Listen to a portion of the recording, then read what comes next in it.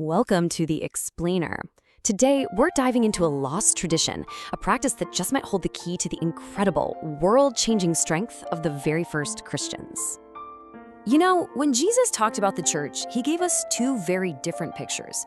On one hand, you've got the ideal church from Matthew 16, this unshakable force built on solid rock, so strong that nothing could ever overcome it. But then, just 2 chapters later, we get a glimpse of the real church, a community struggling with conflict, sin, and all too human weakness. And that contrast leaves us with this huge question that really every generation has to ask. How do you get from that messy, real-world church to the unshakable ideal? And more importantly, what did the very first believers know? What did they do that maybe we've forgotten? Well, it turns out, when you dig into the ancient texts from that time, you find clues about this fascinating spiritual practice.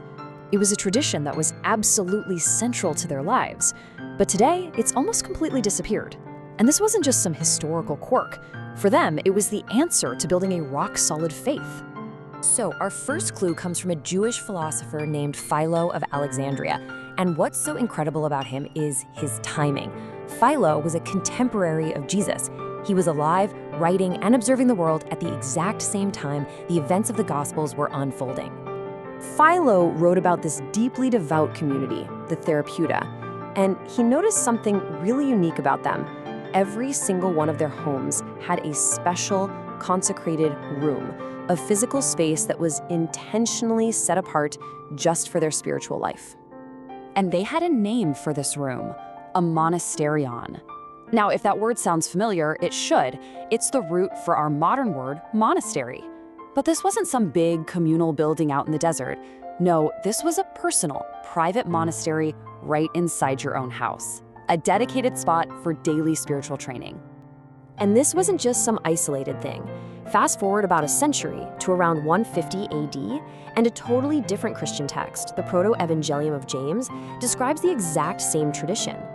This shows it was actually a pretty widespread idea. This text, which tells some of the stories about the Virgin Mary's early life, says her mother, Anna, created a special sanctuary right in Mary's room. It was a space that was kept pure, where nothing common or unclean was ever allowed to enter. It was a consecrated space for a consecrated life. The word used here is hagisma, which literally just means a holy place. Again, it's this idea of a physical room inside the home that was intentionally set apart as sacred.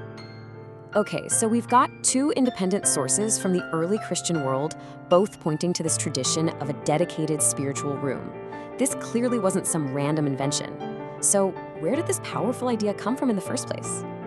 Well, it seems to have come straight from Jesus himself. In the Sermon on the Mount, Jesus calls out all the showy public displays of piety and gives this very specific instruction. When you pray, go into your inner room, shut the door, and connect with God in private. And it looks like the first Christians took that command very, very literally. The Greek word Jesus used here was tamion. Now, this word didn't just mean any old room. It often meant an inner chamber or even a storeroom, the place where a family would keep its most valuable possessions. So get this, the early believers dedicated a physical space for what they valued most, their unseen relationship with God. So, what happened? How did such a powerful tradition just fade away? Well, for the first few centuries, this private, in-home monasterion was a pretty common practice. But around the 4th century, there was a big shift. The idea of a personal monastery in the home started giving way to these big communal monasteries out in the deserts and mountains. Over time, the practice moved out of the home and into public spaces, like church prayer rooms, and the original personal tradition was pretty much lost. And I mean, that really highlights the contrast with our lives today, doesn't it? Think about our homes. We have dedicated rooms for everything. Dressing rooms for our clothes, home gyms for our bodies, home offices for our work, media rooms for our entertainment. We literally build space for what we value. But the idea of a room for piety, a space just for spiritual growth, it's almost completely vanished. But here's the thing. The physical room was only ever a tool. It was a means to a much deeper end, and the early Christians understood that. So if the monasterion itself isn't the big secret, what was it pointing to? What is the real foundation that actually builds that unshakable faith Jesus was talking about? All the sources point to this. The ultimate foundation isn't a place you build, but a person you build your life upon. The real secret wasn't about creating a sacred space out there in a room, but about cultivating a sacred union with Christ, right here in the sanctuary of your heart. And that brings us to the true starting point. Step 1 for these early Christians was the Eucharist, the foundational act of union where a believer connects with Christ, where his life becomes their life. From that union, you get to step 2. The believer themselves becomes the rock. They become the living foundation. And that, of course, leads to the final step. An unshakable church is just a community of people who are first unshakably united to Christ. This spiritual union is the real Tamion, the true inner room. It's the most valuable space we could ever possibly cultivate. Because if that fundamental connection to Christ gets shaken, then everything else, our faith, our works, our entire church, it all gets shaken too. The whole thing rests on it.